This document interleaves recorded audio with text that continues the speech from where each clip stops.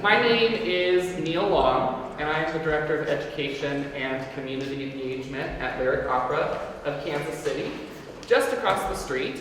Welcome to Community Conversations, which is a series in which we use opera to discover our shared humanity on and off the stage. We invite the culturally curious to explore what we call the here and now implications of our productions in a series of events that feature live music and stimulating conversation. So, this afternoon's conversation is in dialogue with Amahl and the Night Visitors, which is the first opera written for television. Interestingly, Amahl and the Night Visitors has a Kansas City connection in that it was commissioned by NBC for live broadcast on Hallmark Hall of Fame. The opera was first seen by over 5 million people on 35 NBC affiliate channels on Christmas Eve, 1951.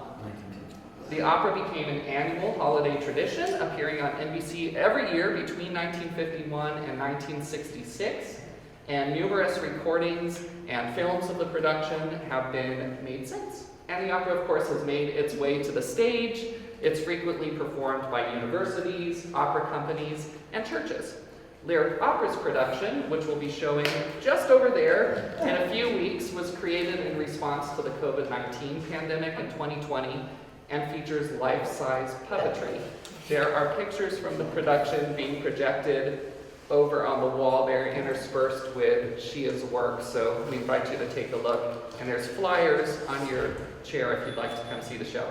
So just to give you some context on what Amahl and the Night Visitors is about and how it ties in to the fabulous work of Shea Gordon, Amahl and the Night Visitors tells the story of a night the three kings, following the eastern star to Bethlehem, stopped for shelter at the home of Amahl, a young shepherd boy with a disability, and his widowed mother.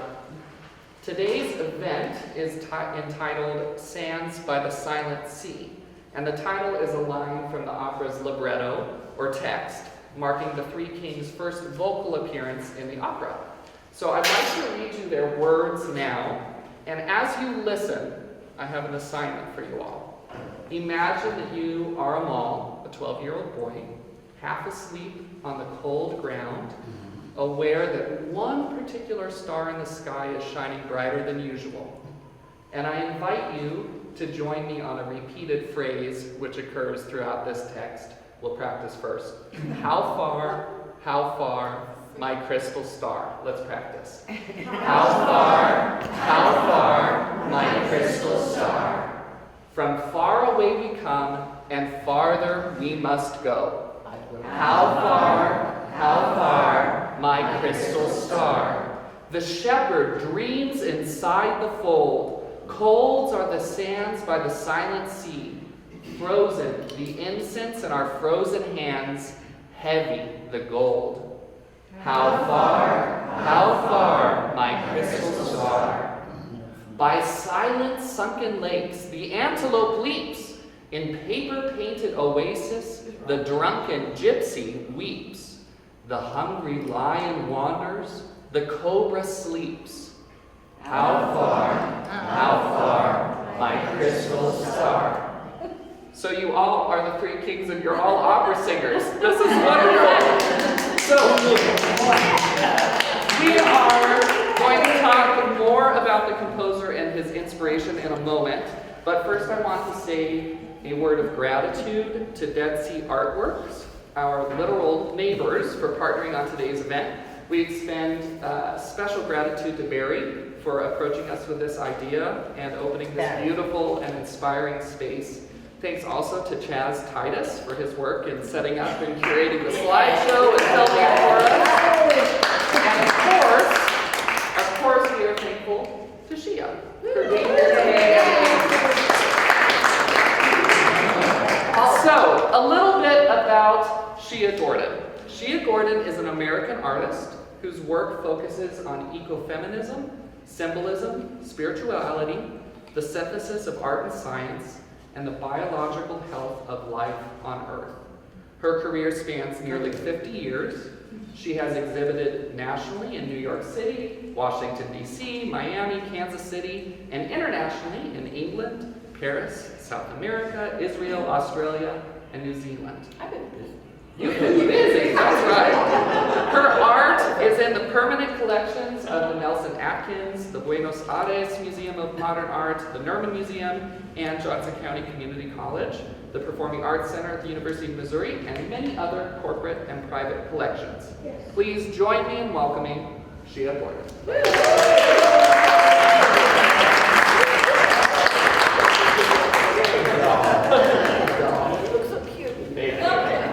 So our event will entail a conversation illuminated with art and live music from Amahl and the Night visitors. Please feel free to replenish your refreshments at any time during the conversation.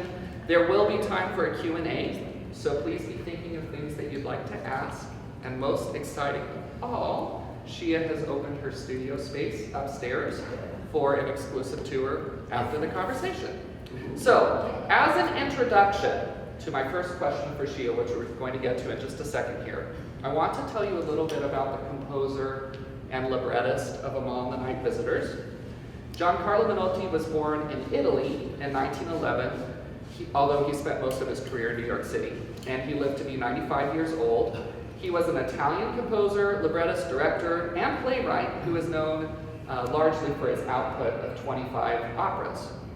And then this is a really enchanting story. In 1951, Menotti was approached by NBC to write the first opera for television. He was given Christmas Eve as a deadline for the commission, but he had no idea what story he wanted to tell. And he found himself in what he describes as serious difficulty. So one brisk November afternoon in New York City, Menotti decided to venture to the Metropolitan Museum of Art. And by chance, he stopped in front of the Adoration of the Magi, and there's a print over that easel right there, by 15th century Netherlandish artist Hieronymus Bosch. Menotti wrote of his reaction to this painting. He said, "As I was looking at it, suddenly I heard again, coming from the distant blue hills, the weird song of the Three Kings. I then realized they had come back to me and brought me a gift." You see, Menotti was reminded of his childhood.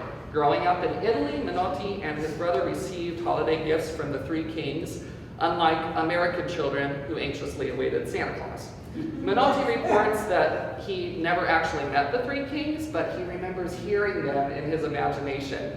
He says, "I remember the weird cadence of their song in the dark distance. I remember the brittle sound of the camels' hooves crushing the frozen snow. And I remember the mysterious tinkling of their silver bridles." So with that story in mind, we've learned about Giancarlo Menotti's inspiration. Shea, I would like to ask you, Yes. where do you find inspiration? Where have you found inspiration for your art? Everywhere. Absolutely everywhere. It won't leave me alone. But seriously, it's been great because I am surrounded by people like you who are really go-getters. And I really appreciate that my work is finally beginning to take over. There's a lot of people who do the environment, but they're not getting anywhere. They're not really changing it. And I know that we need to slip in there, get this done. It's hard. Very hard. Can you tell me a little bit about the Dead Sea's inspiration for your art? That's easy. That's easy because somebody died. I was standing there and I had regrets that I can't be chosen. It was, I forget exactly when I saw the Dead Sea was shaped like a member. It happened. Like an embryo. It's the dead. I've done this. I can't tell you that many times. My friend over there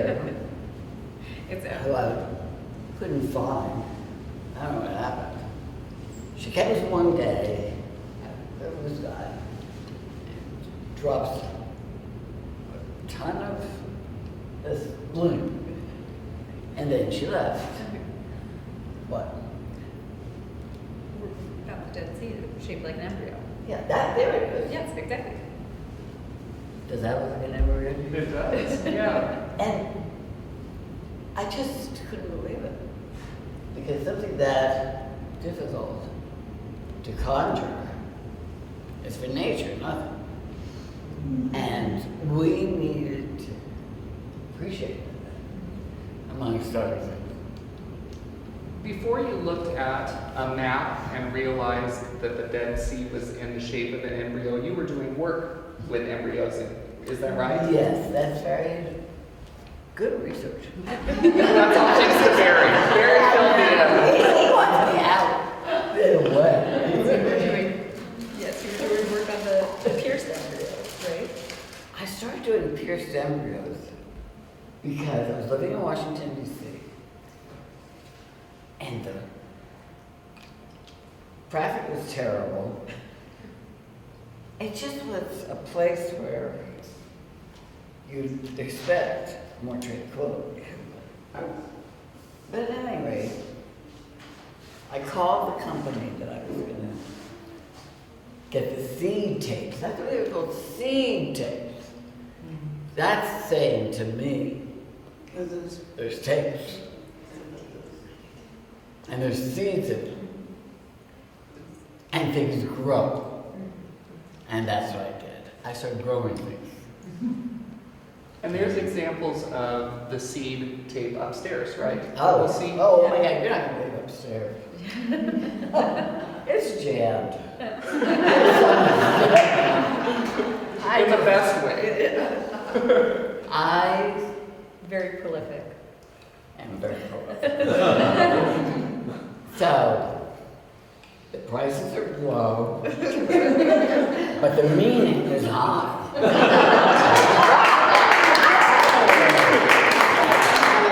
So we're talking about the Dead Sea, the fact that it's embryo-shaped, we're talking about embryos, and we're sitting here and we have mother and daughter on the couch. And tell us a little bit about your role as a mother and how that's played into your It's art. been the best.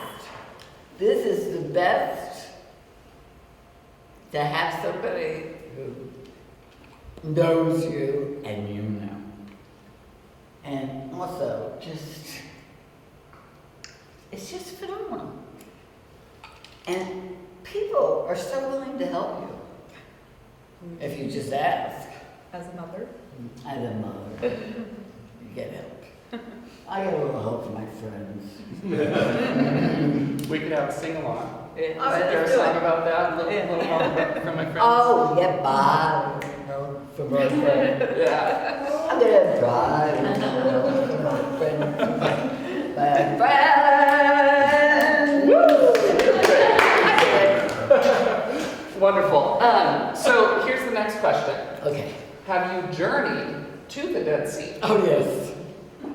Oh, yes. How Have you many been times? there? Yes. How many times have you been there? I think twice, 3 or 4. Mara. I Had her bat mitzvah did. in the Dead Sea. She has done that. Was it the bat mitzvah? It was.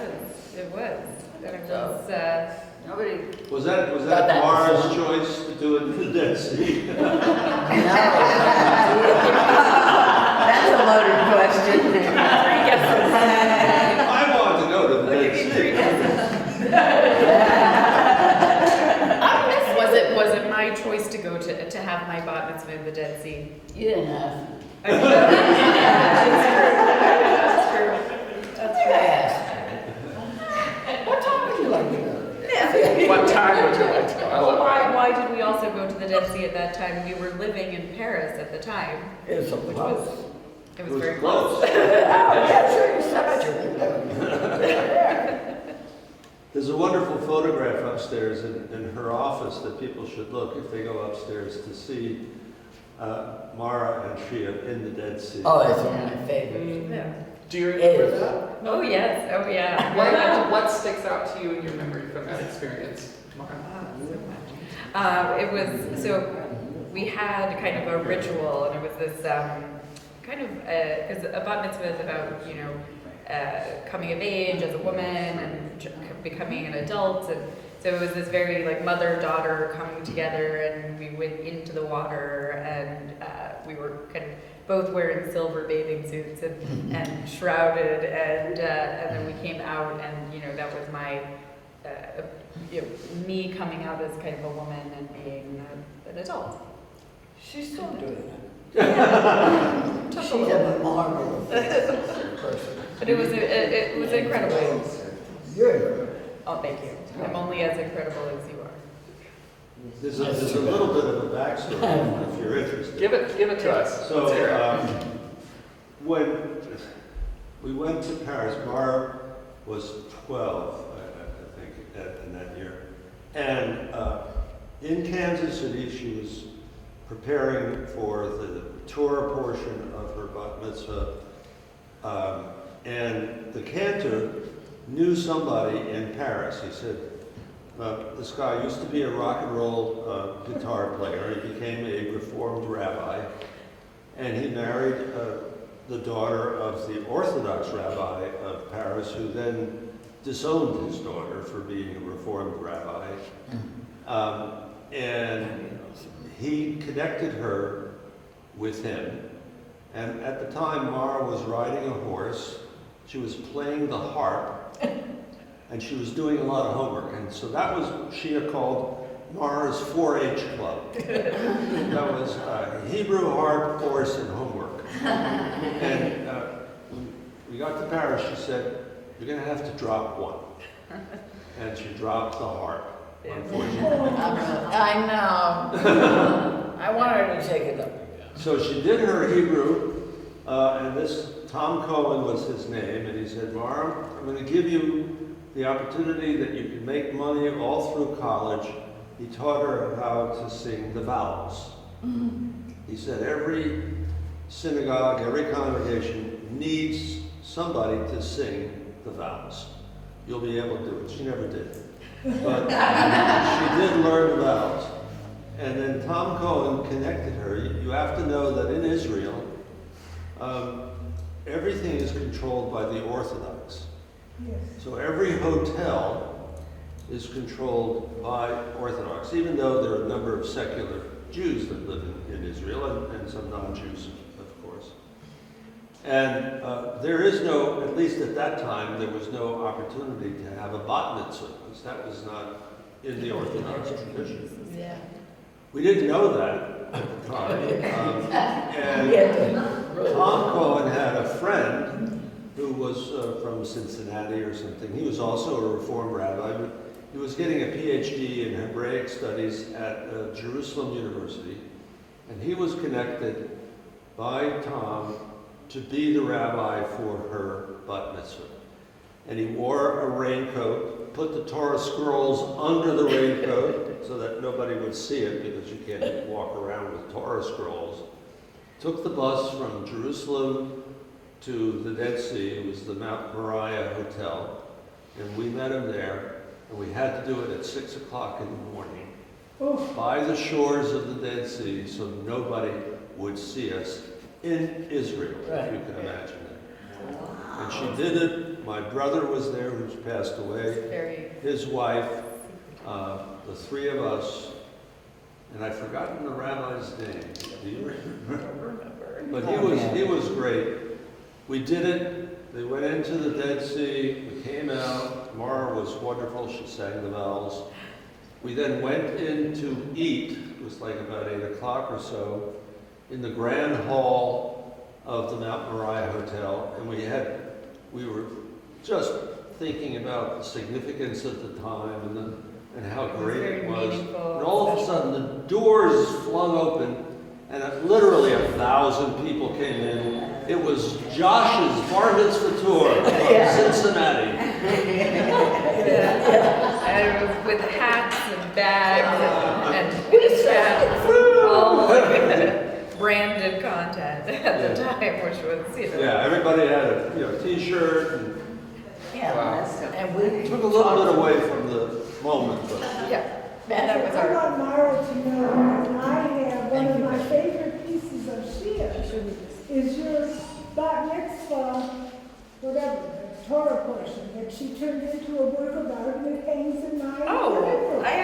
did not know that.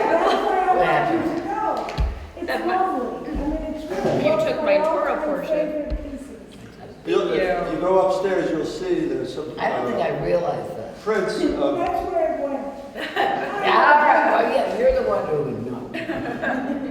a little And I bit appreciate far, that. but if people remember when the Dead Sea Scrolls came to Kansas City, it was at Union Station, and somehow she was asked to do something for the Dead, you're the Dead Sea artist, you have to do something for the Dead Sea Scrolls.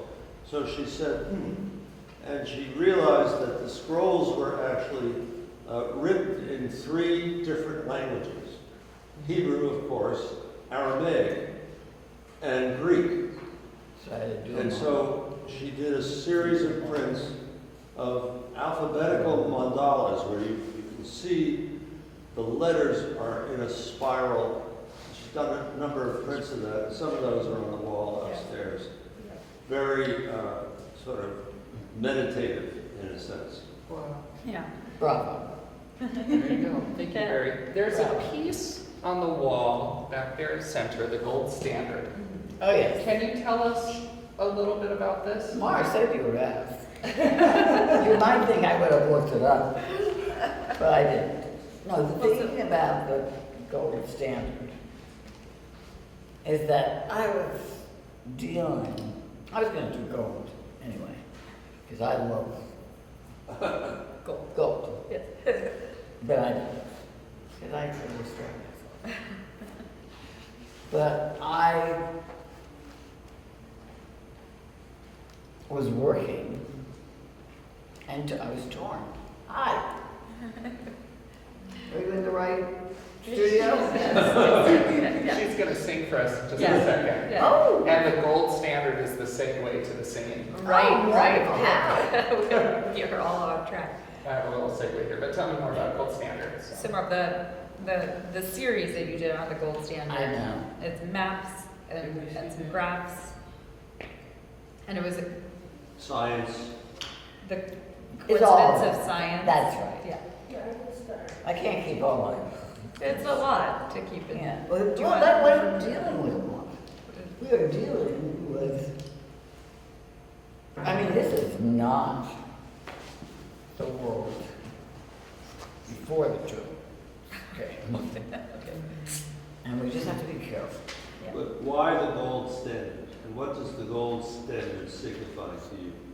Gold standard is there's a point at which life becomes correct. So it was a You know, I mean, change, you change from the barter system to now having a monetary system that was backed in gold, and that science is Yeah, the we gold can do that. standard. I think That's a how friend you of mine explained did it that. to me. Well, that's what you've explained. You know, on the topic of gold and thinking about difficult circumstances, as you mentioned, so thinking about the character of the mother in Yeah. Amahl and the Night Visitors, You got it. who is He hit it. widowed, and she has a son who is disabled. They live in poverty, and the 3 kings arrive one night and they need a place to stay. And so they come in and unload a wealth of riches, including a huge pile of gold, Yeah. in their cottage. And so the mother sees that gold, and thinks, what difference just a few coins could make for my child? And so that's what we're going to hear, but also as the kings are describing in the prophecy, they're singing about the Christ child, of course. The mother thinks, well, maybe that's my son. So we're going to hear a little bit from the mother right now. Emily Stott is here to sing for us. So.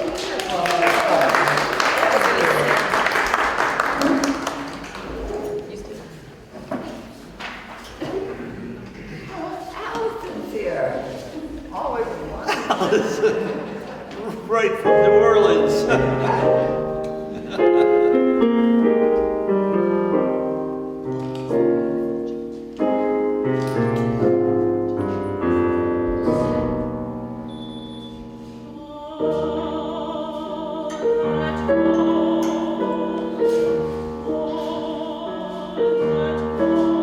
Thank you.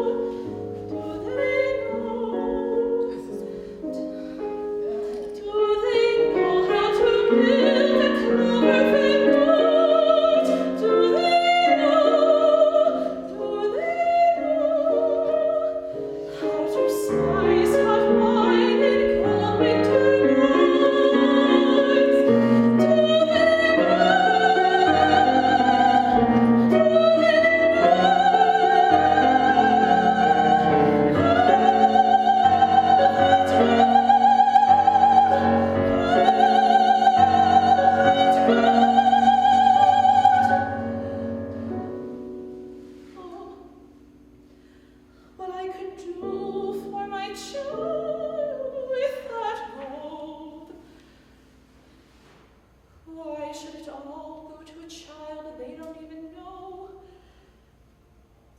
They are asleep. Do I dare? If I take some, they'll never miss it.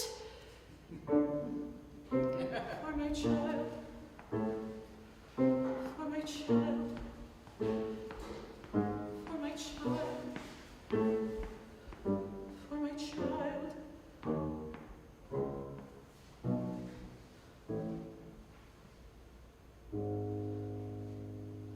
No, it's beautiful. Really?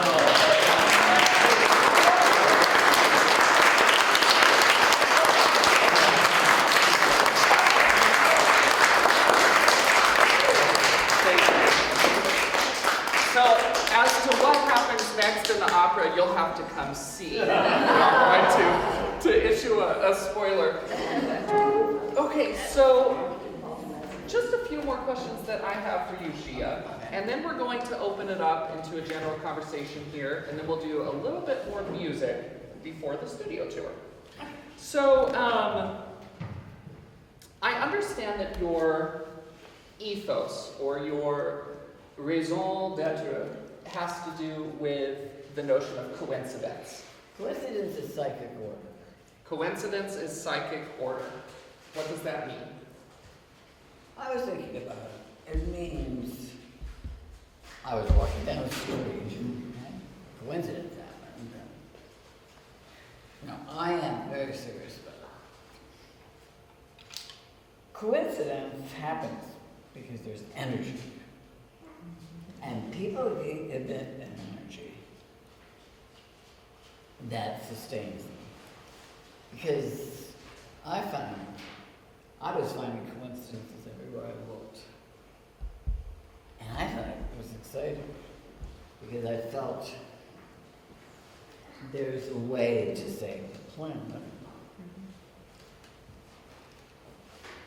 Takis, who was my friend and my mentor. Takis, he's a Greek sculptor, right? Worked with magnetism. And magnetism is what coincidence is. I can't say it for sure because I don't have the laboratory to go. But in my life, I've had incredible, I'll tell you one. Does anybody not want to hear about coincidence? No, we do. We all do. We all do. We Oh, all do. okay. Yeah. Because I don't want to. No, we do.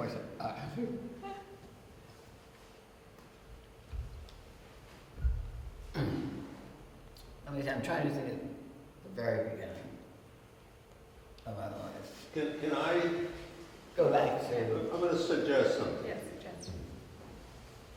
Do you remember, and there are several copies of the book upstairs. She has one at where she's living. I can't hear you. We were invited to break the fast after Yom Kippur at a family of reasonably close friends who were art collectors. I don't know if they ever bought any of your work, but they invited us, and the wife, as we came in, we were probably in the middle of, the guests arriving, so there were maybe 10 people or 15, I don't know. And I had fasted, Shea had not fasted. And so the wife said to Shea, you see that woman over there standing at the bagel and lox table? We don't really know her. Her husband came here maybe 4 or 5 months ago, and we met him, but she's just arrived, and she's taking a faculty position at UMKC. And she actually, I was standing there, she said to her, go and talk to her. You can talk to anybody, Shea. Again. I love people. And she went over there, and she said, I'm Shea Gordon. Who are you? And she said who she was. And you know, it's typical. She says, what do you do? And she said, well, I'm a geologist. She said, oh, I'm an artist. And what do you do in geology? She said, well, I've just completed the edition with 2 of my colleagues of everything you ever wanted to know about the Dead Sea.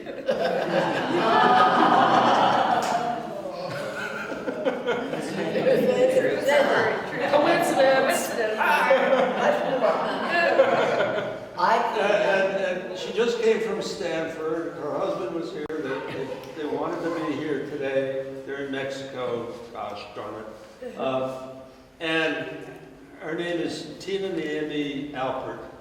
And she converted to Judaism. And because of that interaction and their continued interaction, she invited Shea to be her partner to go through the traditional mikveh. Shea was born into the religion, so she never had to do this.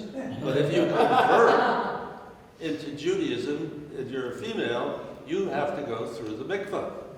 And the mikveh is a ritual cleansing. And Shea learned a little bit about Judaism because Tina said, you're amazing. This coincidence has to, be recognized. And then there was a celebration. And then there was the celebration. Yeah. Good Oh, story. wonderful. That's a That's fabulous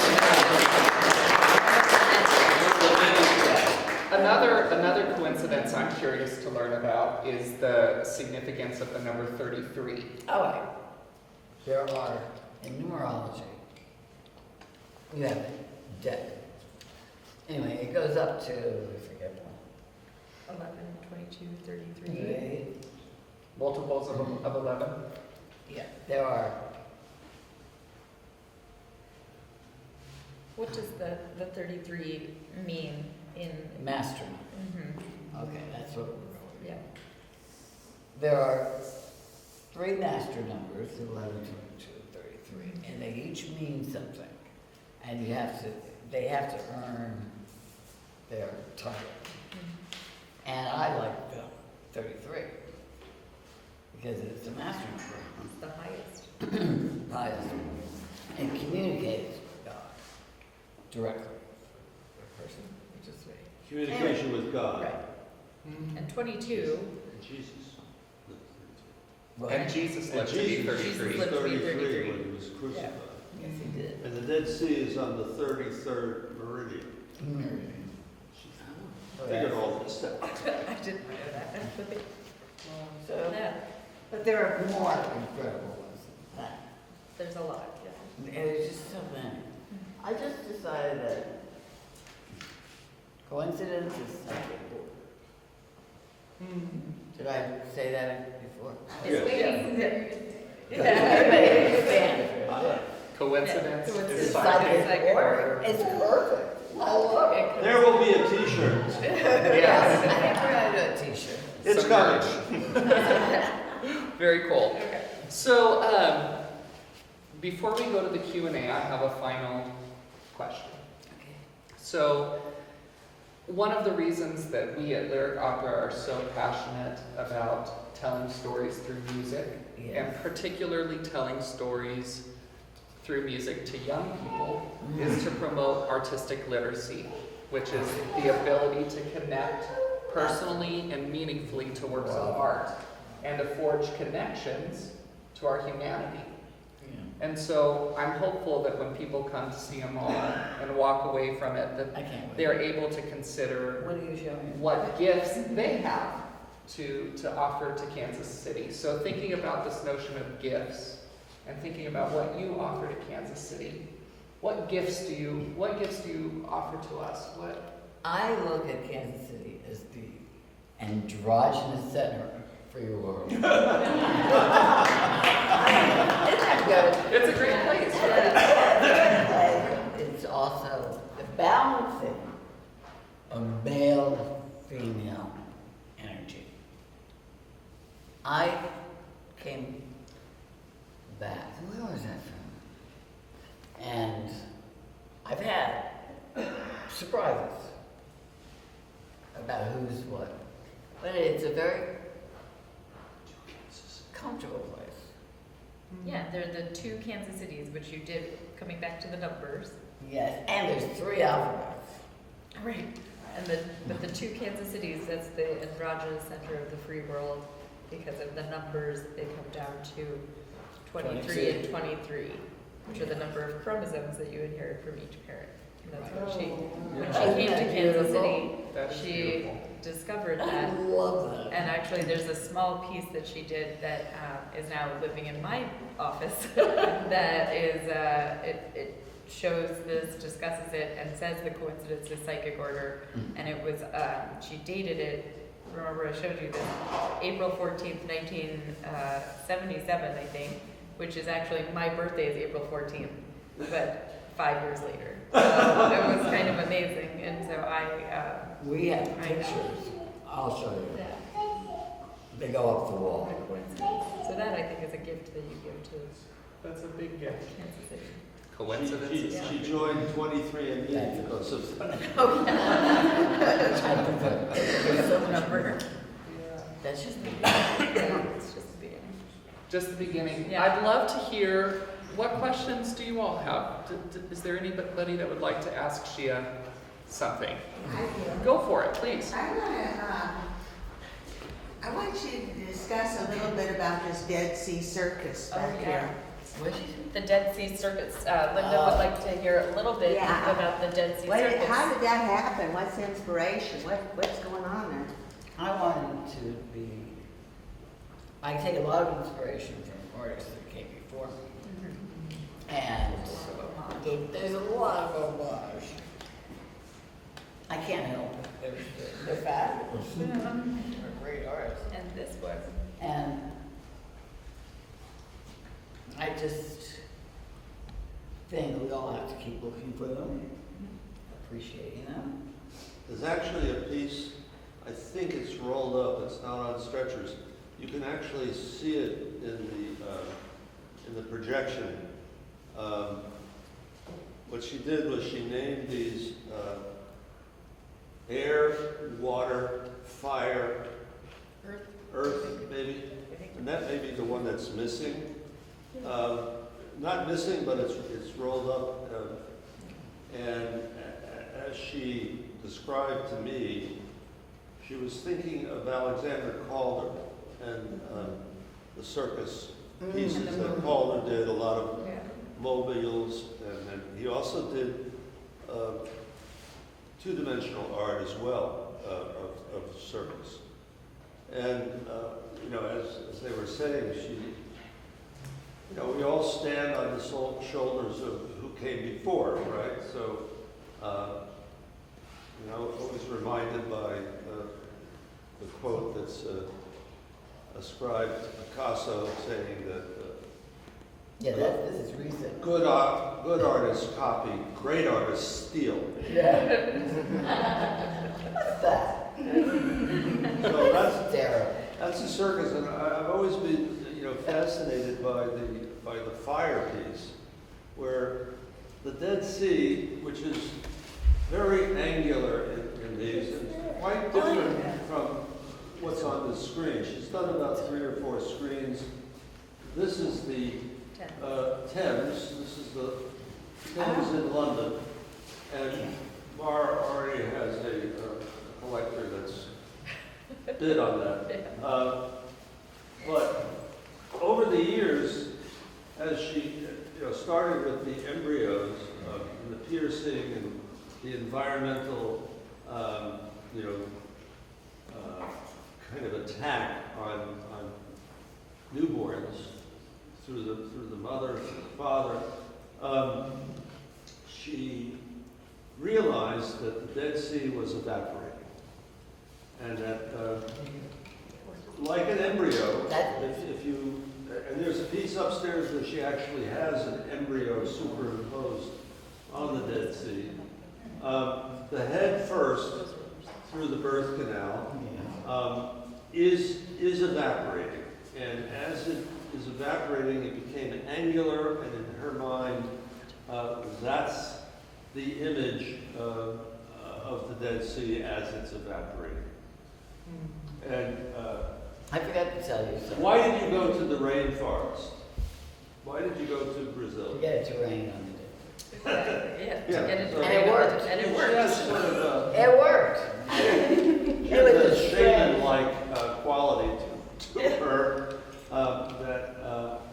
and as she told me, her given name is Sheila, and it's been a real chaos over the years because her Social Security says Shea, her driver's license says Sheila.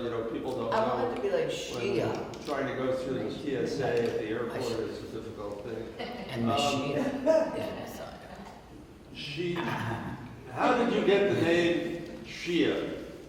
My Uncle Sam died in the war, and they gave me his name. Sam. And, His name was Sam. and actually, Shea is actually a truncation of Mashiach, which is Messiah.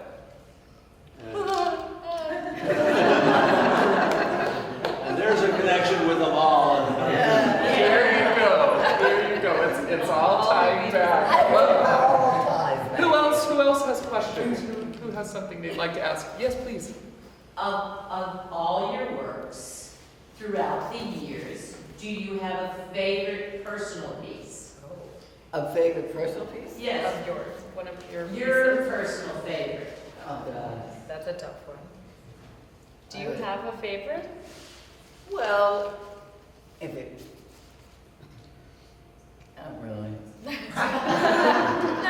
love them all. The gates. The That gates, the gates of paradise? Yeah, they're very kind. They're handy. I can fit them in a tiny little thing because I put it on a small piece of paper. I think she's told me that the Dead Sea and the Gates of Paradise. So there's one of them. There's another one that's upstairs, but it's in our loft. Like that one?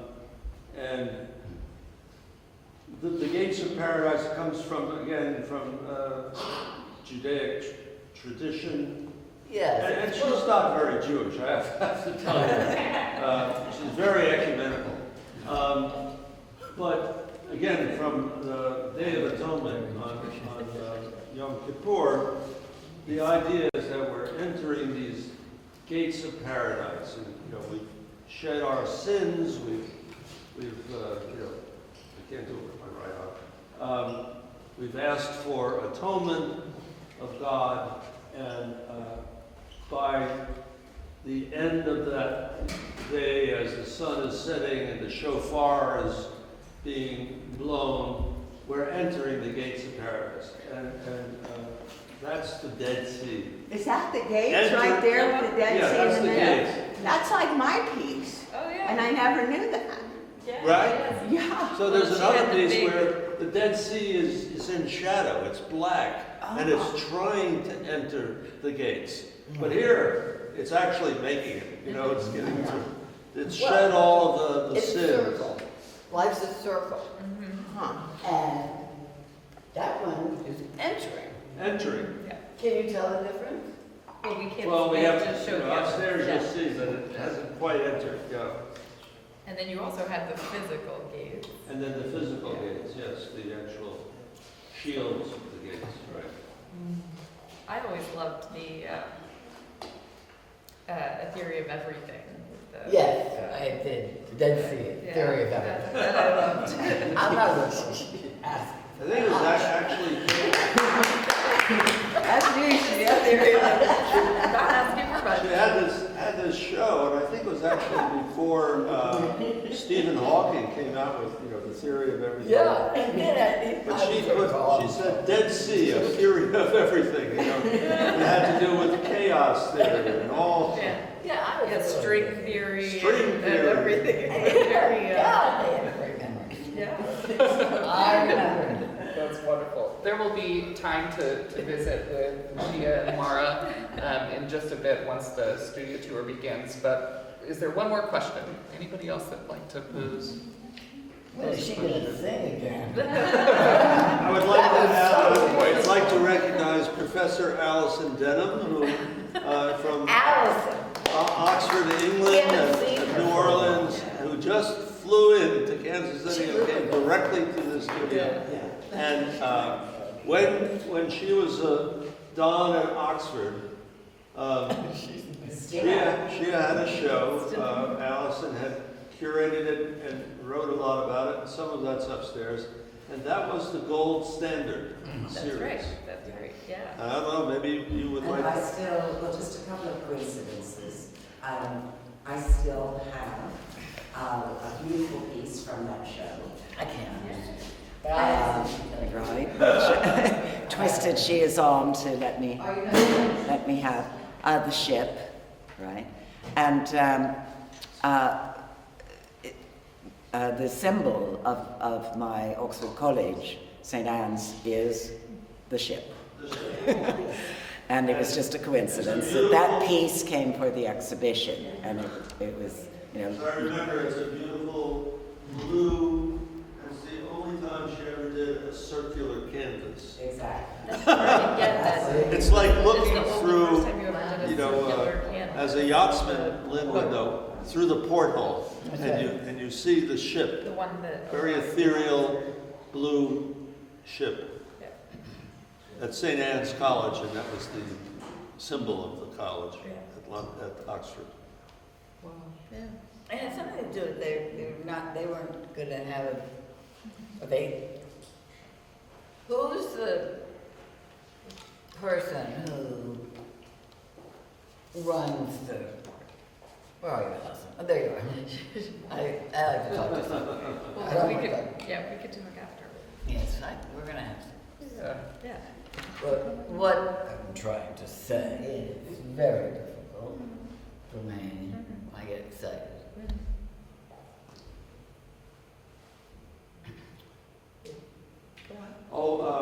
I remember when we were in Oxford, we spent a month there.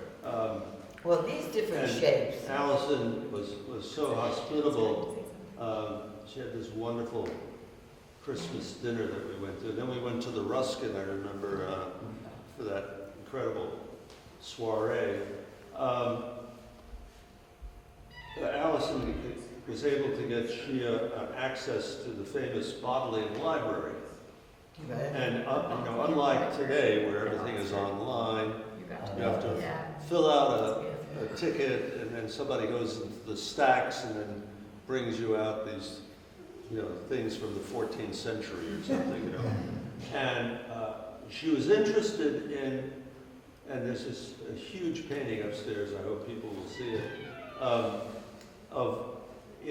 before the Civil War, the U.S. government commissioned a expedition to map the Dead Sea, for whatever reason, we don't know. 1848, and she found this in the Bethlehem Library, and there's a little, it's not a photograph, it must be a pen and ink sketch of Masada, the famous Masada, where King Herod had his summer palace, which is just on the shores of the Dead Sea.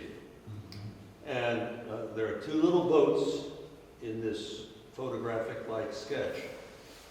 And Shea did this huge painting, and those two little boats are actually her Dead Sea boats. If you look at it, Your Dead and Sea it looks boats. just like the boats that you see with the cutout of the Dead Sea. Yeah, So, we'll go and see it.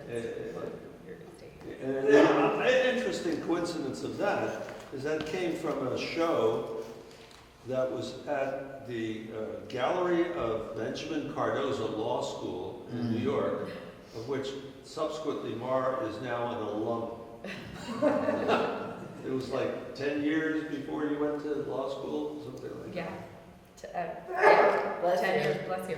Yeah. Yeah, 10 years before I went to law school. Yeah, Yeah. coincidence. Yeah, Coincidence. coincidence. Well, Shea, thank you so much Oh, for being thank here you. today and for opening.